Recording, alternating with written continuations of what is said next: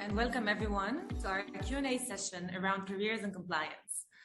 Over the next hour, I'm going to ask our panel members about their careers, how they got started, the challenges they faced, the trainings they went and still go through to keep abreast of changes and developments in the industry, and more. Please join me in welcoming our panel members who are all experts in the compliance field, and I will very quickly introduce them in alphabetical order.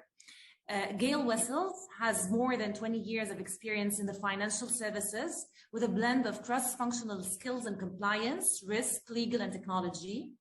Tomell Ceasar. Tomell is a seasoned international corporate compliance and governance executive with nearly 15 years of proven global executive leadership. Viviana van Agtmaal is an experienced chief representative officer with a demonstrated history of working in regulated financial services environments. No doubt a discussion will ensue as questions arise and open up other related topics. You might just want to listen, or you might have a question, and that's great. Just pop up your questions into the chat box and we will try to answer them through the course of the evening. But rest assured that the recording of this session, along with the answers to any question or discussion points raised throughout, will be posted on our website and shared with you in our follow-up session. So we've got an hour, let's get started. We will start with Viviana. So Viviana, tell us more about your current role, a bit about your career. Hi, Marijo Samneh. Thank you and welcome everybody. I am the Chief Representative Officer of the Representative Office for a Swiss private bank. I'm based in South Africa, and my compliance career started off quite unconventionally compared to most.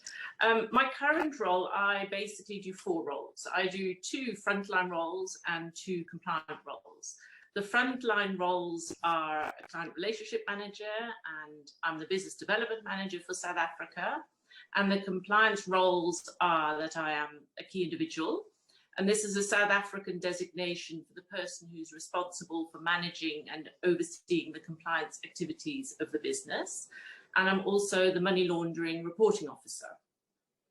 How I started in compliance was by coincidence, really, almost by accident. The first 15 years of my career was spent in sales, very much frontline, working through Africa, looking after clients in Africa. And 10 years ago, I was tasked with setting up the representative office in South Africa for a Canadian international bank. And part of the registration in South Africa of having a representative office, you need to have a registered key individual who has to be registered with the relevant authorities. And as I was going to be the only employee in South Africa, I was also going to have to be the key individual. So for that, I had to sit a number of local exams. I started really studying the legislation. That's really what it was all about, is knowing the legislation, knowing South Africa financial services regulation, the code of conduct.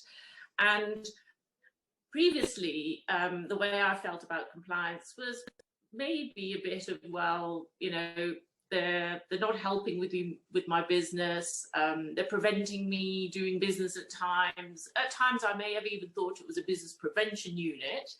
And it was amazing how, when I actually started studying the legislation, reading up on it, reading up on the code of conduct, how I suddenly really had an aha moment, and it really started helping my work in the front line, dealing with clients, understanding what the legislation was required of me.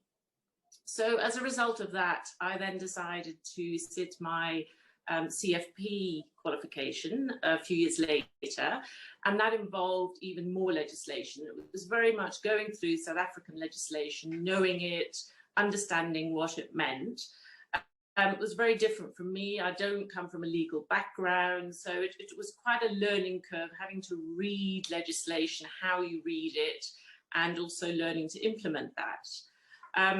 And again, my sales performance was improving every time that my compliance knowledge improved as well. And that's really how I realized how the two work together so well. It's very often seen as separate in organizations, but they really gel and they really work together well.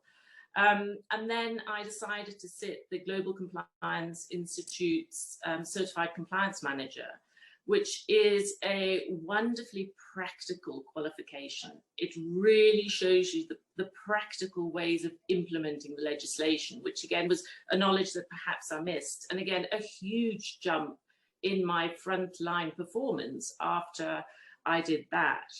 And so it's sort of progressed. And as my compliance knowledge has progressed, my frontline performance has improved quite dramatically. And that's sort of been my career. Thank you for sharing this with us, Viviana.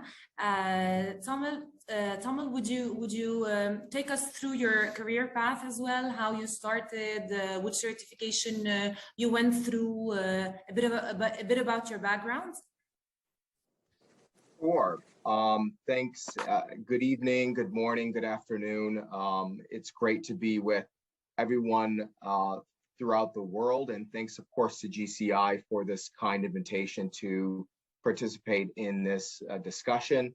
I am very passionate about this subject matter, so I'm always enthusiastic at the opportunity to encourage anyone who's looking at pursuing a career in compliance to certainly take a deep dive look at that. And I do think that this topic is so important because compliance is one of those very niche kind of things that most folks kind of fall into.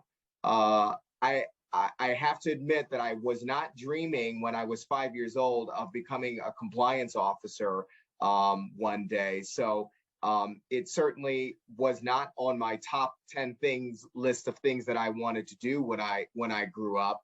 But now that I am grown up, it's certainly something I love. Maybe just a brief background into myself. I'm born and raised in Chicago, Illinois. I went to school at Stanford University. I studied international relations there. And my background, finding my way to compliance was sort of fortuitous. I had done banking in New York, financial institutions, risk management, and I also had the privilege of serving the US government at the time, working with the then candidate Barack Obama, who eventually became President Barack Obama. And after those sort of brief stints in the United States, I found myself sort of without a role, and I moved to Dubai, United Arab Emirates, where I have been stationed for the last 15 years. And so my pathway to compliance actually began by building on my background in Wall Street, working in financial institutions. So I had become sort of a business analyst for a French oil and gas firm called Total, which is one of the major oil and gas conglomerates. And then through a series of coincidences, eventually found myself doing something called internal control. And then over a series of time, that eventually got parlayed into an ever sort of increasing remit of responsibilities. And then I eventually became head of corporate governance for Total's Middle Eastern and Central Asian and Northern African operations for their downstream business. There I was overseeing internal audit, enterprise risk management, traditional corporate governance, as well as corporate compliance. And that's really where the foundation of my career began. After that, I moved again back to the government side, where I worked at Emirates National Oil Company as their ethics and compliance lead. This is a state-owned enterprise, the Sheikhdom of Dubai's national oil enterprise, and then followed that with a 2-year stint at a German company called Bilfinger, which is an engineering and contracting firm. And there I was the regional compliance lead for MENAT. That experience was the first time I had undergone something called a deferred prosecution agreement, which is what firms undergo when they violate anti-corruption laws, principally the Foreign Corrupt Practices Act. And of course, this is something I'm happy to talk about a little bit later, but this was definitely a game changer, I would say, in my career, having been exposed to a deferred prosecution agreement. And then now I am currently the group head of ethics and compliance at Careem, which is a wholly owned subsidiary of Uber, of the Uber group. And Careem, we are in the tech field, and we call ourselves a super app. And so you are forgiven if you don't know that terminology. It was new to me as an oil and gas and construction guy. I was very familiar with old industries, not at all familiar with the ever-changing world of technology. But super app essentially is an all-purpose application where our whole entire purpose is to simplify people's lives through providing and amalgamating a comprehensive list of services. So we started in ride hailing, and now we're in micromobility, we're in the food business, and a number of other service offerings through our app. So all in all, I've been in the compliance field for 15 years, as I said, and I've really thoroughly enjoyed this career, principally because it has the opportunity to improve the ethical and integrity aspects of international commerce. Knowing that I can do something in my own little way to improve the world is something that really resonated with me, not only from a career perspective, but at a personal level. Of course, certifications are principally important in that, and of course, GCI offers a suite of certifications in that process, and that has also been critical in solidifying really all aspects of my compliance experience. I'm very happy to be here. Thank you so much for this opportunity, and look forward to sharing more with you later. Thank you, Tom. Very, very interesting and rich backgrounds. Gail, can you take us through your background, your current role, everything about you, what led you to compliance, the certificates, everything? Wow, you want everything. Okay, where do I start? Well, like Viviana, I'm South African. I've been living in Madrid in Spain for the last 14 years. So that's a bit about my personal space. Love it in Madrid, great place. But of course, I came out here during the 2008 crisis. So that was very, very challenging. But at the same time, that's when you learn the really good lessons. As Tom was saying, going through a DPA really kind of focuses your attention, and you extract a lot of learnings from bad experiences in a sense. So that was my kind of introduction to the Spanish space. But before that, let me just take a step back from that. I studied law in South Africa, worked as a lawyer there for a while, based in Johannesburg, and did some arbitrations and mediation work, did some insolvencies. And with those insolvencies or liquidations, I soon realized that financial services or banks were missing an opportunity to actually identify areas of risk in a proactive way and try and steer organizations away from insolvencies. So I found myself getting involved with the business turnaround unit at Standard Bank at the time. And that was really exciting. And in a sense, it echoes what Tomell was saying earlier about, kind of improving things, making things better, avoiding those bad experiences, learning from failures and the rest. So spent quite a bit of time at Standard Bank, which is an amazing experience. Learned a lot about financial services in terms of meeting those objectives, while at the same time piecing together all those different component parts of people, processes, controls, management information, technology as well, while at the same time being driven by a very clear mission of, avoiding additional losses.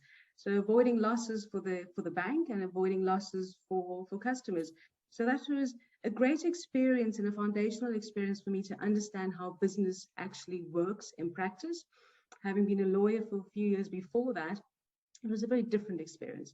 So I had the legal background, being at Standard Bank and running departments, looking at business turnaround, really exposed me to all the different aspects of a business, of a big bank. And that was fantastic.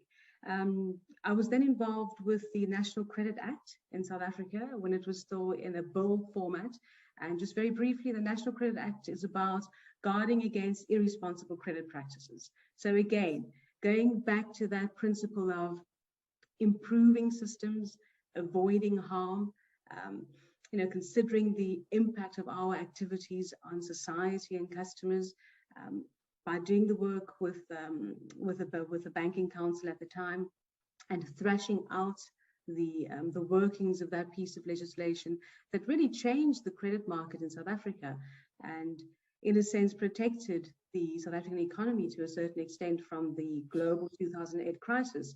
So that was a great experience as well.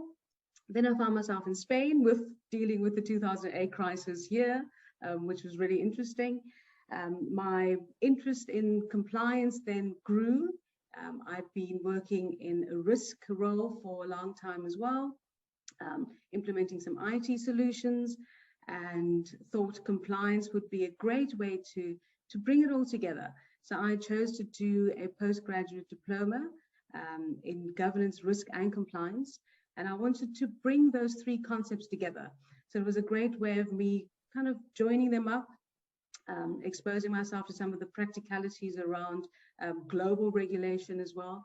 So that was a good experience, gave me the background.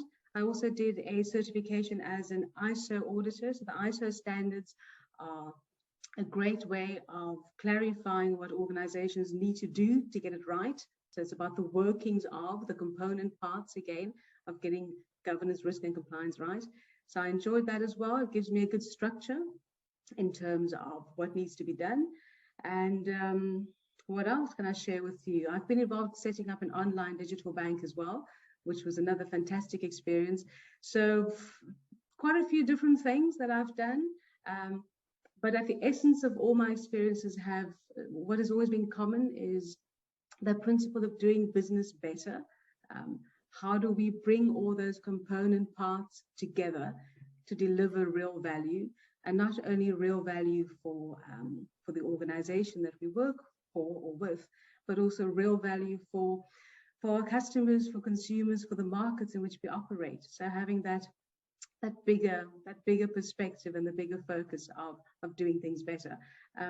At the moment, I do quite a bit of consulting. I help organizations either set up compliance programs from the beginning, or I help them improve it. I've been involved with setting up a whistleblowing line or a whistleblowing program, in a sense, setting up the technology, making sure that people are prepared to actually use that program in the way it's intended. And of course, most importantly, that people who do raise reports on the whistleblowing line are protected and they are assisted. So I do that. And then I also do quite a bit of training. So I've trained people all over the world. What's interesting is that the challenges that compliance professionals face are common. So we are not alone. It's great to know that. And it's great to know that we can reach out to this broader network of compliance professionals. So that's kind of me in a nutshell.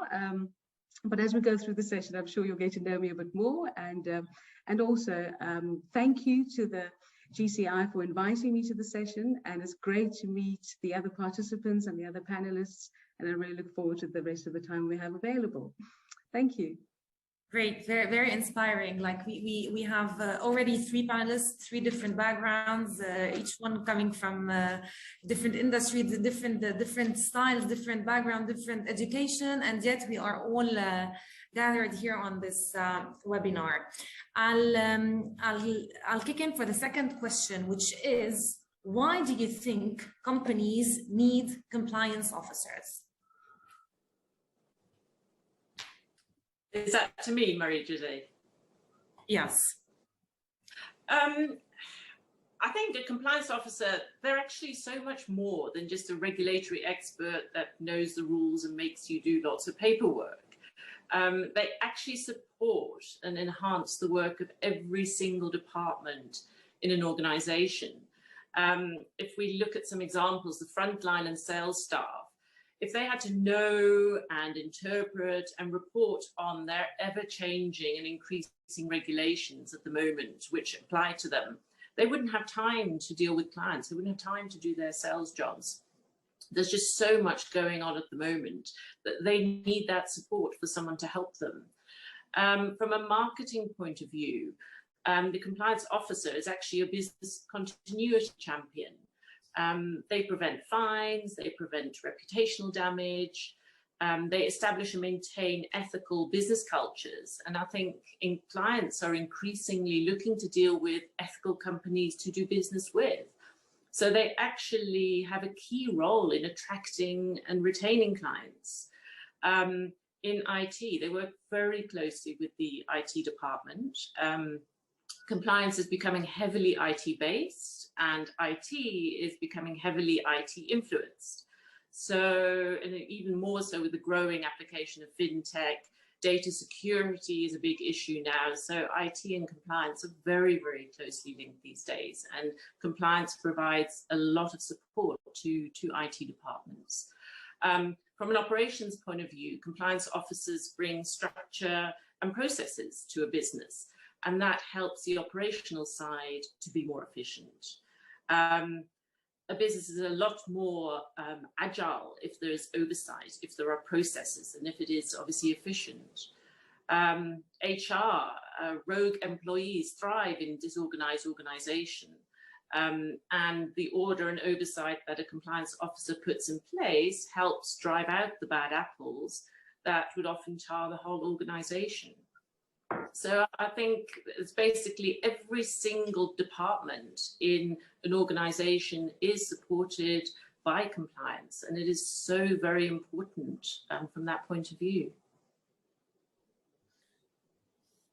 Perfect. Yeah, Tomell, how do you see things? Why do you think companies need compliance officers? Do you have anything to add as to what Viviana has said? I think she has covered it all.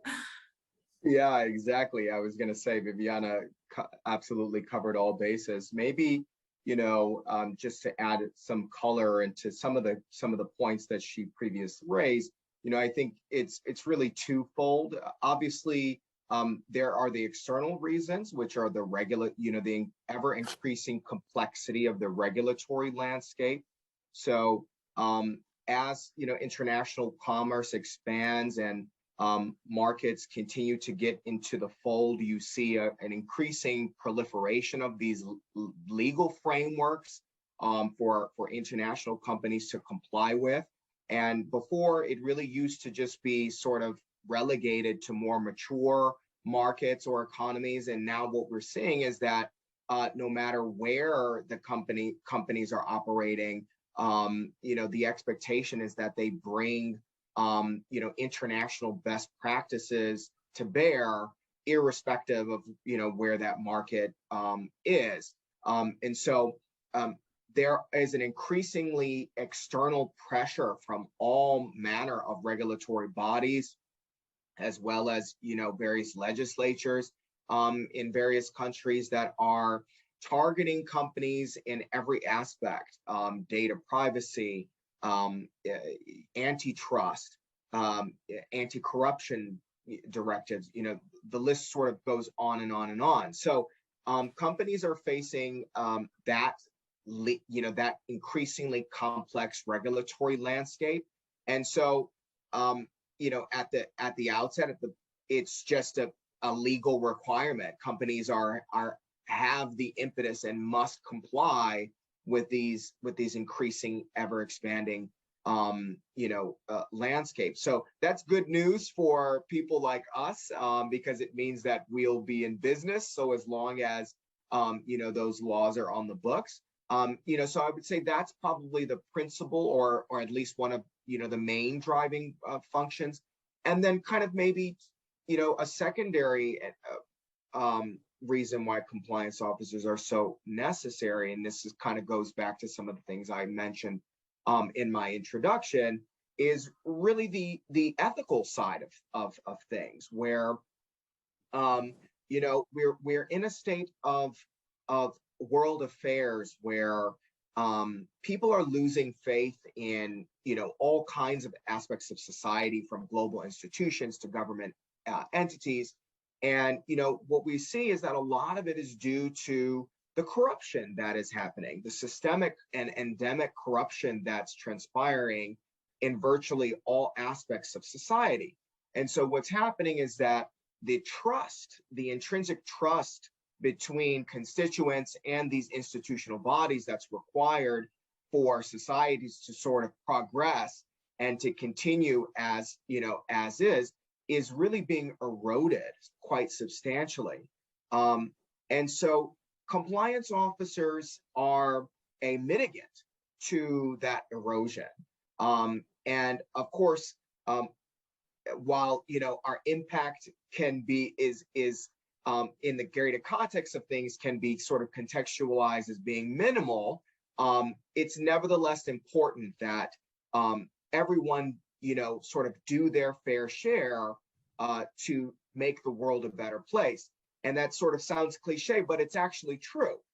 Compliance officers are on the front lines of combating money laundering, you know, terrorism financing, bribery and corruption, which are infecting society on a global scale. So I think there's a sort of existential quality to being a compliance officer, and it's really to safeguard, you know, international commerce and, you know, a sort of, you know, to a more broader perspective, the societies that we live, by bringing value systems and integrity to the way that we do business, so that our communities are not impacted in adverse ways. And of course, the fallout from the corruption is multifold. There's not only financial impacts, there's environmental impacts, there are health impacts. So the causes and the effects of corruption can be really completely detrimental to not only society and, you know, our individual welfare, but, you know, sort of the global system as we know it.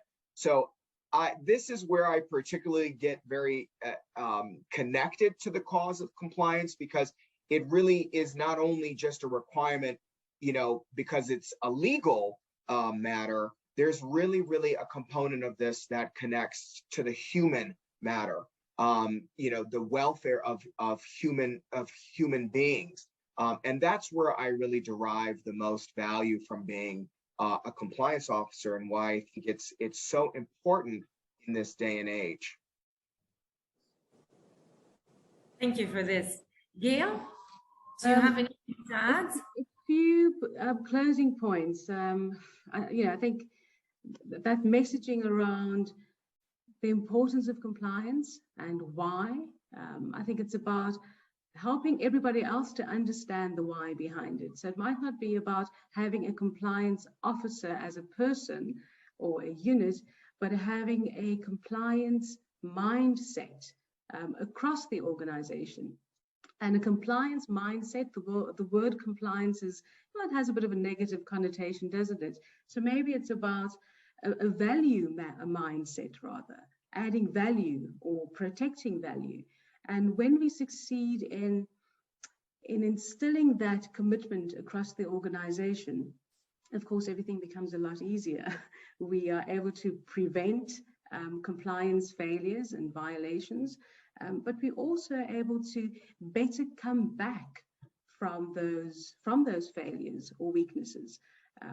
I don't think a perfect compliance program exists. There will always be weaknesses. There might be violations, whether intentional or inadvertently. So it's not about guaranteeing zero compliance failures, but it's about trying to prevent them, and at the same time being able to come back from a failure and come back stronger. And key to that is ensuring that everyone across the organization and our business partners and our service providers understand that basic commitment to doing the right thing, to adding value, to protecting value. And it links to some of the comments made as well about understanding our role as an organization within society, within the markets that we operate. So again, this is where I get very excited about the value that one can actually extract from compliance initiatives, and that value is really for everyone. So Gail, what do you think are the skills or qualities that are most important for a compliance officer? So what kind of mindset is required to be a successful professional, a successful compliance officer? Well, I think you need to be pretty resilient, because we know that there's so many component parts to compliance. And when I talk about compliance, I'm also talking about governance and risk, because I see those three very much interlinked. I think it's successful companies are those that are able to get that right, kind of integrating governance, risk, and compliance. So when you're dealing with so many different variables, you need to be really resilient in terms of picking up the pieces, being honest and brave enough to admit weaknesses as well, and come back from that and get up and, dust yourself off and get your hands dirty again. So I think resilience would be a key quality.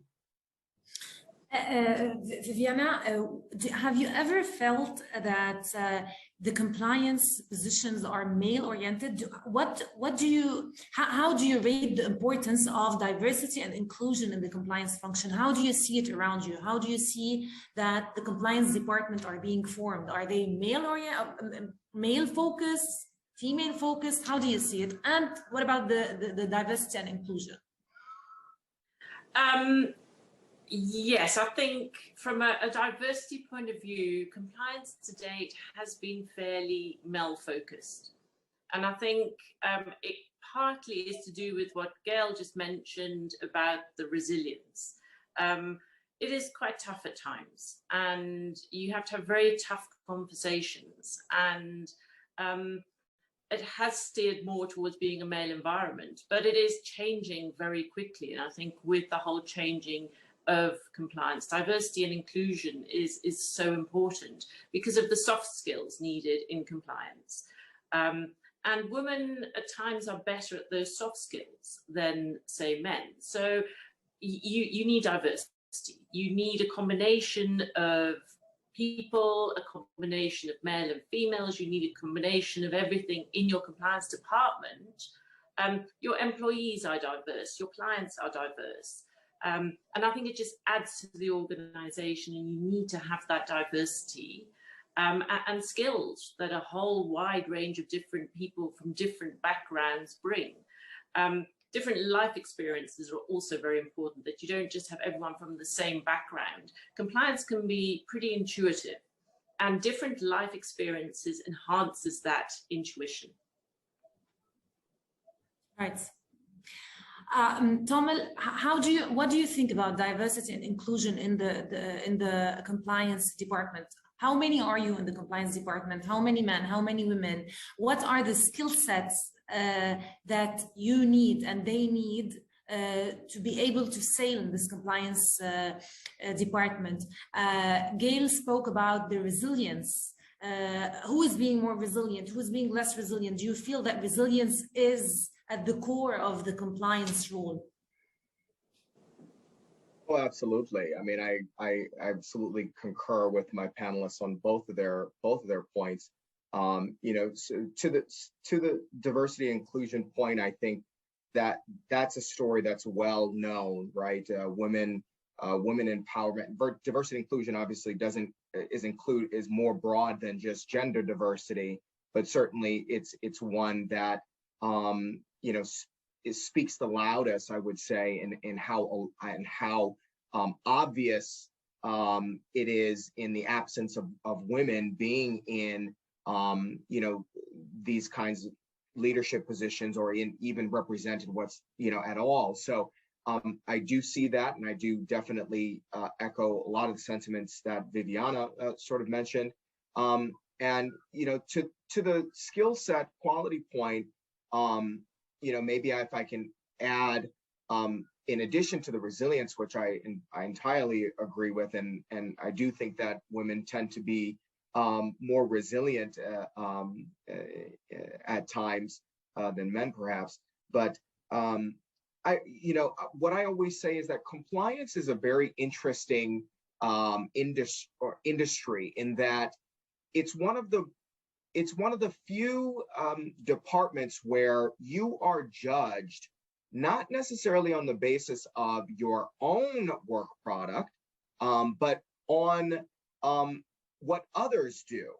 So, we are not the ones that are sitting in the operational seats, right? The operations people are sitting in the operational seats, and they are on the front lines. We are not necessarily on the front lines. So our success is really determined by whether people actually listen to us, or whether they care about what we have to say, or whether they understand the importance of what we are advocating for. And so that's a very unique position to be in. And that requires a sort of different set of skill set, because oftentimes in compliance, you are in touch with all aspects of the business, as well as all seniority levels from the C-suite on down to the folks that are right in the front of client-facing roles. So in my view, I always say that being well rehearsed and sort of having a sort of diplomatic mindset is key, because you have to get along with everybody. And getting along with everybody, of course, doesn't mean that you always go with the flow, because as compliance, you have to enforce, right? You are looked at as a sort of an enforcement functionality, and you need to dictate, and you also are required to stipulate whether certain aspects of the business can proceed or not.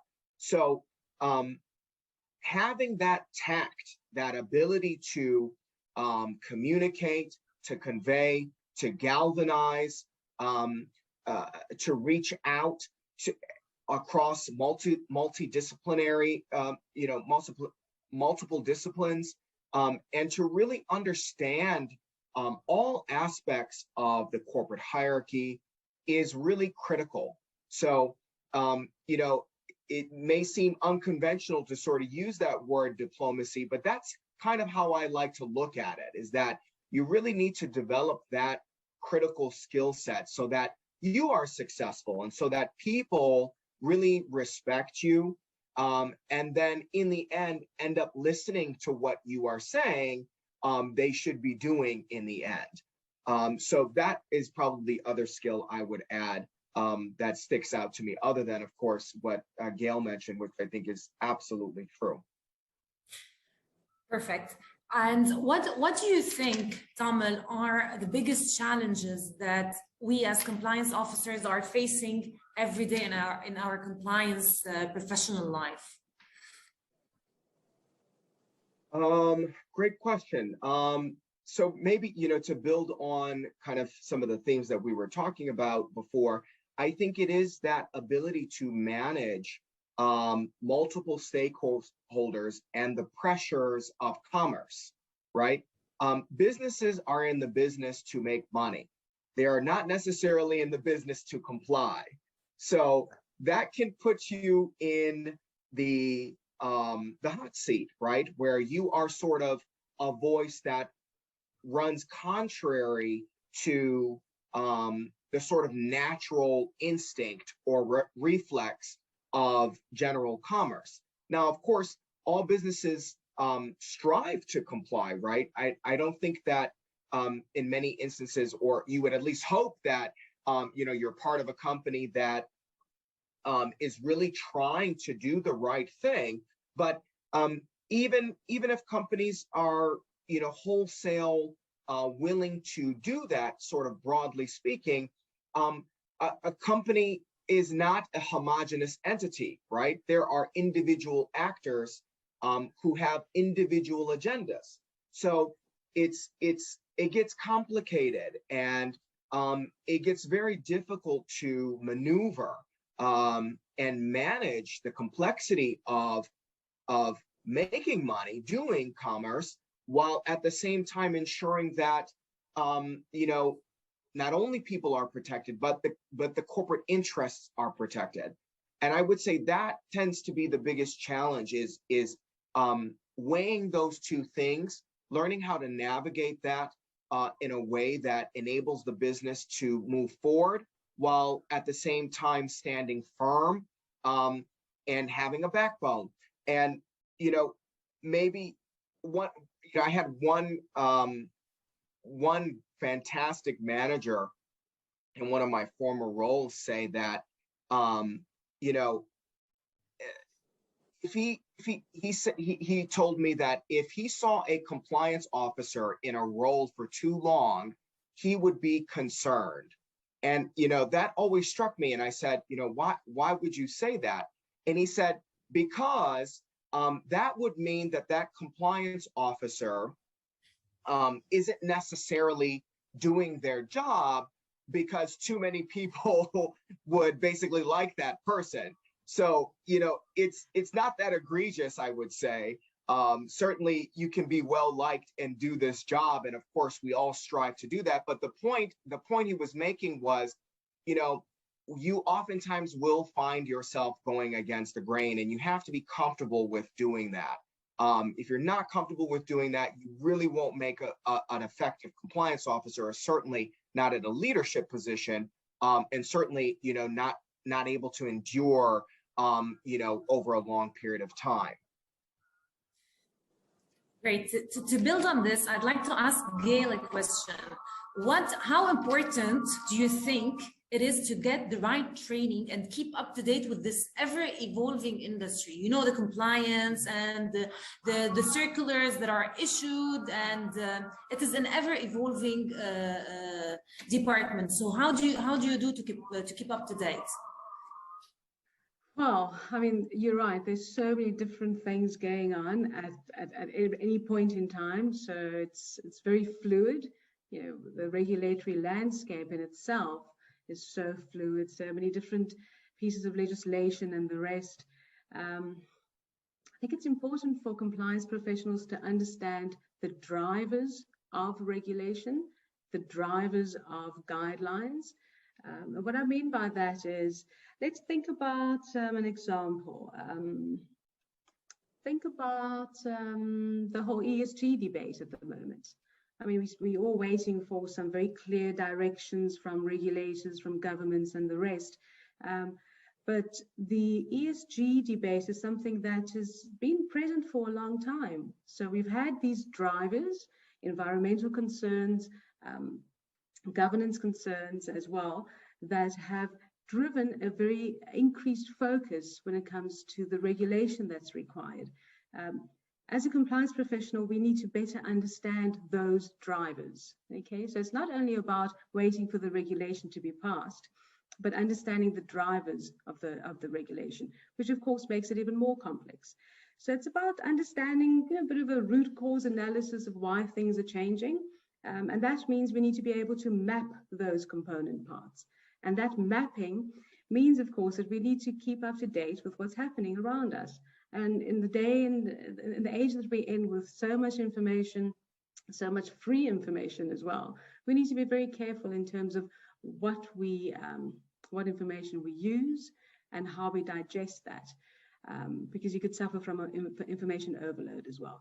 So I think it's about finding good resources at the outset, being very critical in which resources you use that will then help you to understand those drivers of change. And those resources could be organizations like yourselves, in terms of the reports that you issue, the discussions that you arrange, the training that you offer.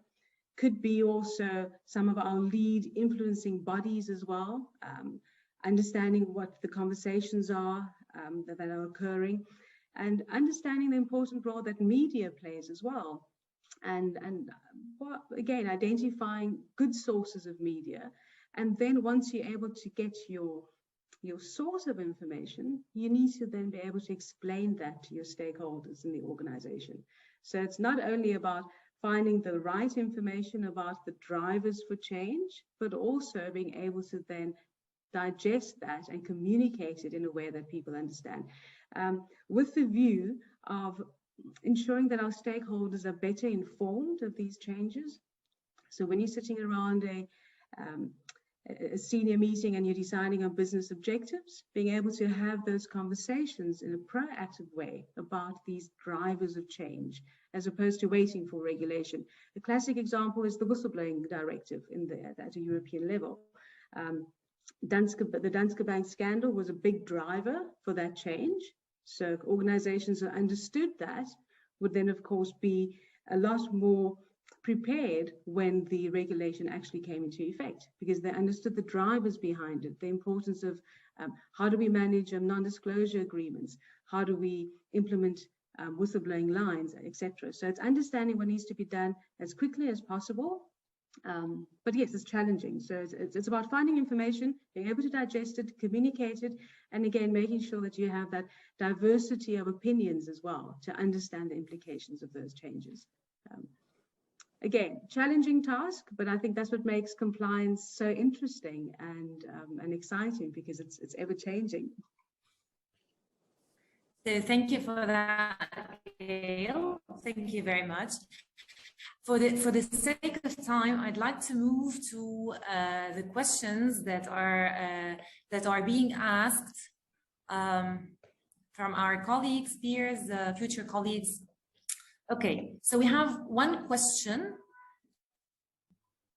Given compliance is integrated in almost all functions and role within banking, which are those areas which one can explore where one is working more on compliance areas, like to start with 50-50 or 60-40 or 70-30, where higher ratio is for compliance related tasks?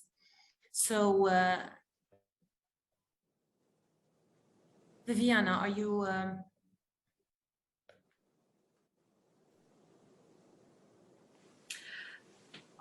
Yes, absolutely. I think there's a lot of ways that can be addressed when someone wants to move more into a compliance role. A lot of organizations at the moment are looking at hybrid roles, especially on the front line, a sort of middleman between the sales force and the compliance. And that's a very good way of starting in compliance, moving from a more sales role into a more compliance role by being the middle role in a compliance and sales kind of environment.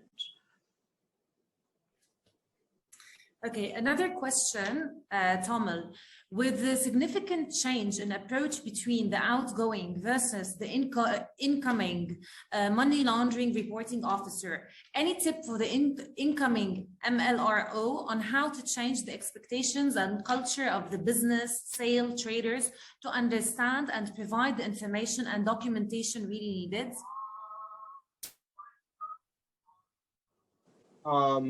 So I have never been an MLRO myself. I'm not sure if the other panelists have and want to speak to that.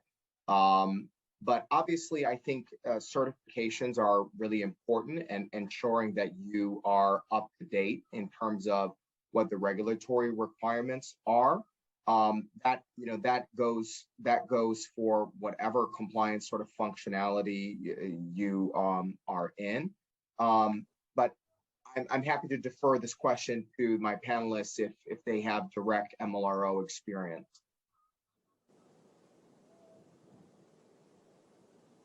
I do have some experience of that. Oh, sorry, Gail, go ahead. No, you go ahead. I haven't worked in that role, so I think it's best for you to take this one. Thank you. I haven't taken over from anyone else before. I've sort of set up the role. But I would say handover is incredibly important if you are taking over from someone else. Find out what's happened before, how it's happened, how it's been received, how it's been handled. And like any compliance role, if you feel it needs to be improved, then it's very important to do that. it's actually quite good to have a different kind of MLRO step in and make changes and have another overview and have a different view on things as well. So, but I would say trying to get a very good handover process is incredibly important, because it'll give you a very good idea of where the organization starts, how people have been trained, have they trained, what's their view towards the money laundering reporting officer, and in the past, how many cases have there been? Is there a risk? If there's one thing that I could add to that, it would be checking whether people understand why there is a money laundering officer in the first place, understanding what the importance is of having a money laundering officer.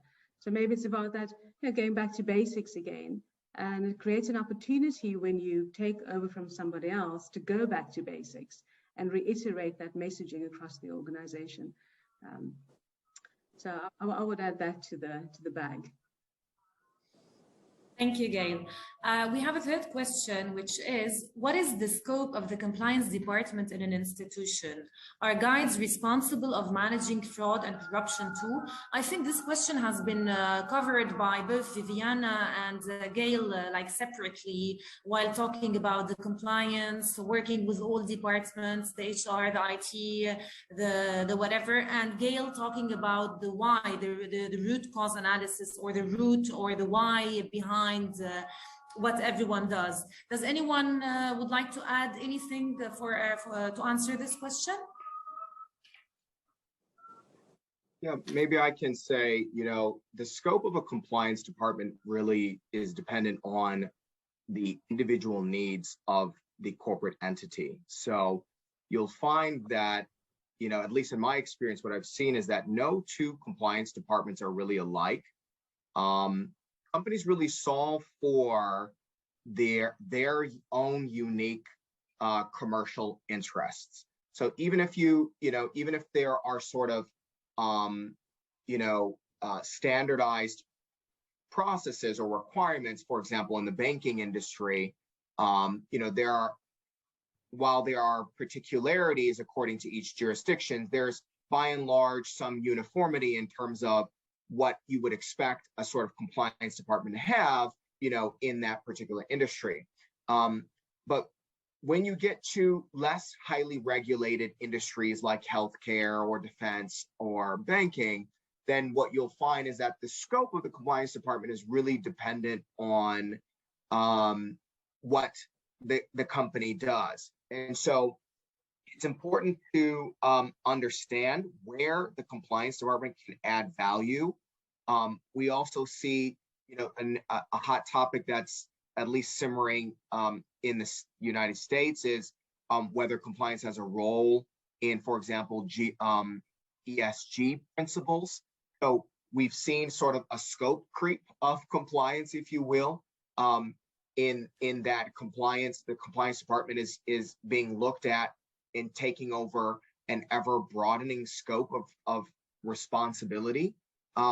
So it really just depends. And I would say, it's important to figure out where that value addition is, and then to make sure that, you're well resourced to deliver that value addition in line with the company's needs. Thank you. And another question, why compliance is getting more complicated every day? How we could manage all regulations and compliance compliance managers? As you know, compliance team is usually are not many compared to regulations and institution size. So this is a question I always I ask myself, and I really would want any of the panelists today to give me an answer. I think. How do you do? Do you always keep on looking into the regulators' issues, the international laws? How do you do it? How do you keep up? I think that is the age-old difficult question in compliance. It's something we're all struggling with. The rules and regulations are changing sometimes on a daily basis. The increasing costs, the amount of time required on compliance, the size of the compliance department needed, They're all issues we're all facing. And then we're getting extra things like fintech coming in, ESG coming in to add to the regulation. So it's a big issue. The positive side of fintech, I think, is that we're going to start using that more and more to help us. And there are more and more systems being developed to help us to interpret and apply all the new regulations coming out. Because a lot of work being spent is reading them, looking through them, seeing if it applies to you, how it applies to you, and then trying to find ways to put processes in place. And with more fintech, with artificial intelligence, which is increasingly becoming more and more sophisticated, that's going to help us in future. But at the moment, I think it's something that all compliance professionals are struggling with. Thank you, Viviana. Yeah, I have sorry, just for the sake of time, there's a very interesting question, and I think that touches base on something very important. Someone is asking, do I need to know everything in compliance? I mean, I hear that you guys are personally liable for your role. And is it extremely a risky job? They're asking if the compliance is a risky job. And are you personally liable?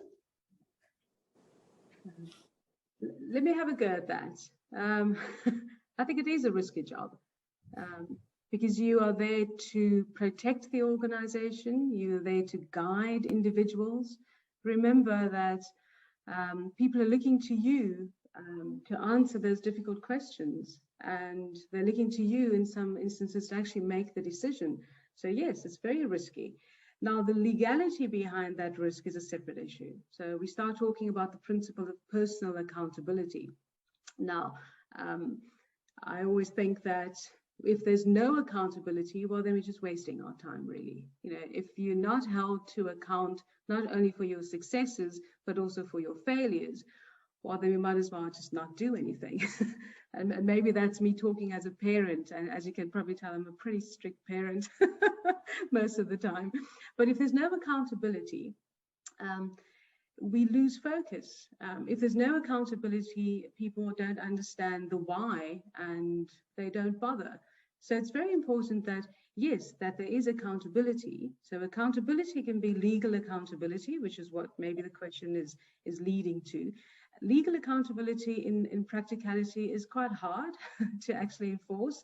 And that's why we see very few individual accountability cases worldwide, because it's very difficult to prove that that particular money laundering officer did or did not do something, because decisions are taken at a corporate level, at a committee level, etc. So actually finding individual accountability within the legal construct is very difficult to enforce. Now, we have some cases. We have the Swedbank CEO, Daphne, what's her name? Bridget Benenson, yeah? Bridget Benenson, who's been charged in her personal capacity. So they were talking about accountability, but we need to see how the case develops. There are very few of these personal accountability cases in practice, but that's the legal construct. We need to also think about accountability in terms of accountability with our peers, with our sector. So if I've done a bad job as a compliance officer, well, there would be accountability, and I hope there would be, that I'll be fired, that the competitor wouldn't hire me. So we wouldn't have this principle of rolling bad apples. And that's where accountability becomes even more important, because understanding the legal mechanics of actually, you know, holding somebody personally accountable, that can take years. And that shouldn't be the focus. The focus should be, where's my accountability to my stakeholders? Where's my accountability to the industry? So accountability is key to successful compliance, to real compliance. And that, yes, that makes the compliance role a risky place to be. And for that reason, they need to be supported. The compliance professional needs to be supported by the right culture in the organization, by the right senior management commitment, by the right resources, by the right workings of making sure that they are properly skilled, properly resourced, and properly supported when things go bad. So it's about creating a culture where people are protected, but not protected in a bad way, protected in a way that they can actually do their jobs. And as a result, they are then held accountable because they've been supported. So yes, risky position, but accountability, without accountability, and accountability talks to the governance principles that we're all familiar with. Without accountability, well, we basically building compliance programs made of straw. Thank you, Gail. I really wish I was one of the panelists today, but I am only the moderator because I would have told you a real life experience about risk in compliance. I'll jump into a more specific question. We have greetings from London, a father asking about his son, his 24-year-old son, who has zero experience in AML and KYC compliance. So he's asking you, what, in your opinion, would be the best route in, and given he's got no experience, what qualities would a prospective employer look for, and would they be willing to train him up? So basically, he's asking about someone who has no experience. What are the expectations from the employer in that regard? I think it depends on the employer. So if someone who is committed to compliance in terms of doing the right thing, doing things better, adding value, I think it starts with that person's son identifying the right company as a starting point. So choose your company well, and look at the corporate culture, assess them. So in a sense, ask your son to choose the company himself, and then hopefully the expectations from that company would match with his own values. So don't choose the wrong company. And if you choose the right company, they'll be looking for people who are committed to doing the right thing, to people who are willing to learn, to people who feel comfortable with conflict, people who are comfortable with those gray areas. So maybe practice some of those conversations with your son around, I don't know, talk about corruption and bribery, talk about business objectives versus anti-money laundering rules. Yeah, exactly. I think at this stage, they wouldn't be looking at technicalities in the person and experience. They would be looking at ethics. They would be looking at the culture, at how much they can face their colleagues in the game, how much they can ultimately take decisions in that regard. Yeah, probably. We have as well someone asking if there is an opportunity to have a mentor who could guide setting foods into compliance roles.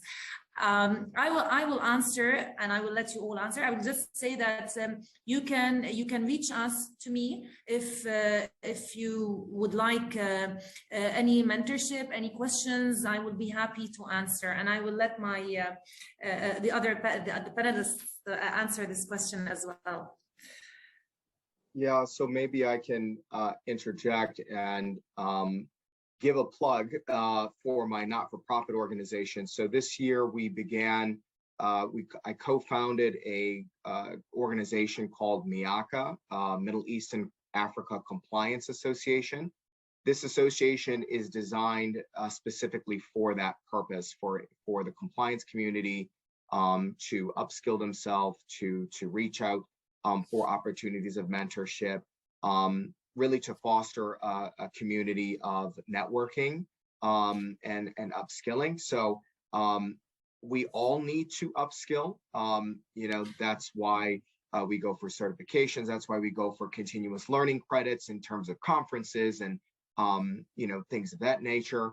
And this organization was intended to foster that, especially in my side of the world, Africa and the Middle East. We've noticed that that is sort of this region. These regions are underserved in terms of that mentorship and opportunity for upskilling. So that's something that that we do, and certainly I'm more than happy to offer myself if anyone wants to reach out as well. Thank you, Tomell. So for the sake of time and to wrap up, Let's say that compliance is not just a role focused on one single area of the business, but rather stretches from one function to another, making sure everything runs properly, in harmony, and at a safe and controlled pace. In fact, it makes sure everyone performing from a line of defense function is able to collect, process, and grasp information in a timely manner so that risks can be evaluated, monitored, and rebalanced throughout the years and business cycles. Personal ethics, commitment to professional advancement, and hard work are necessary to succeed in a compliance role where seminars and trainings have become a stepping stone to saving relevant and an ever-changing local and global compliance landscapes. In our next Q&A session, we will drill down into the different areas of compliance and talk about what you will need to move into a specific area within the compliance function. So thank you for joining us